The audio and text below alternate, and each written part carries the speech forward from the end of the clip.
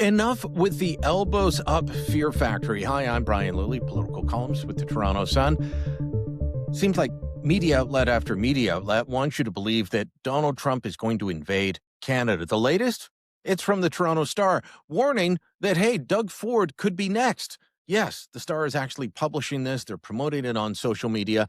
And quite frankly, it's embarrassing for the Toronto Star. Let me read to you from the piece, which says, compared to Venezuela, this mission would be called Operation Absolute Breeze. The Pentagon won't need to send bombers, Delta Force soldiers. The Salvation Army could probably nab Ford outside a Home Depot and take him to Rikers Island, where Kristi Noem in a stolen OPP uniform will ask through glitter lips, "Why did you run that ad? Big mistake." Look, this appears to be a bit of satire, but it's being portrayed with the headline and everything else as if it's serious.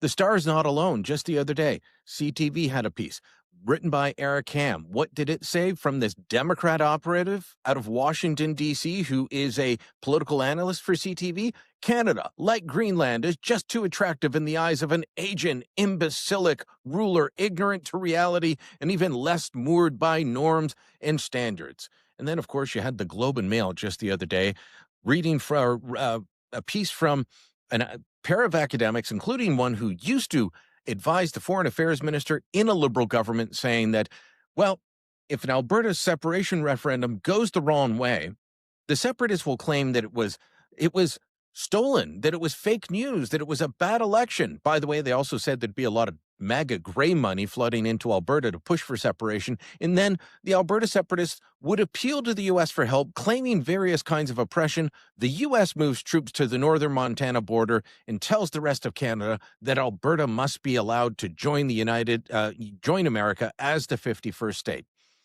This is what's being passed off as serious commentary. New York Times, not that much better. A bunch of leftist publications, blogs, Substacks, etc., in the United States also saying this. It's absolutely ludicrous.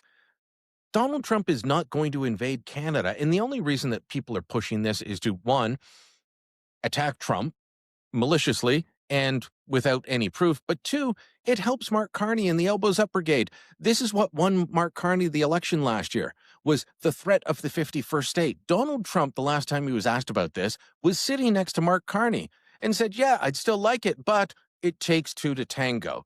He's not interested in invading Canada. Would he like an economic union similar to the EU? Probably, but he's not going to get one. And so he's moved on. The rest of us should as well.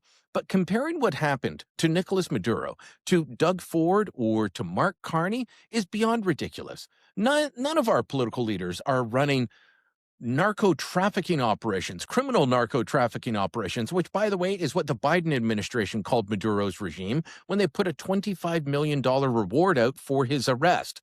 None of our political leaders are signing agreements to have Russia be our military advisor, to send in armaments, to send in generals and soldiers into Canadian soil. None of our politicians are saying that Canada will become a client state of China through the Belt and Road Initiative or other means. None of our political leaders are allowing Venezuela or allowing Iran to put drone manufacturing facilities in that could attack the United States like they did with Venezuela. Saying this is the same thing is ludicrous. It refuses to look at the facts, and it is simply an orange man temper tantrum, to be quite honest. It's embarrassing for the Star, for the Globe, for CTV, and everyone pushing this.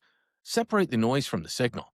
Realize what's actually happening, and stop with this insanity.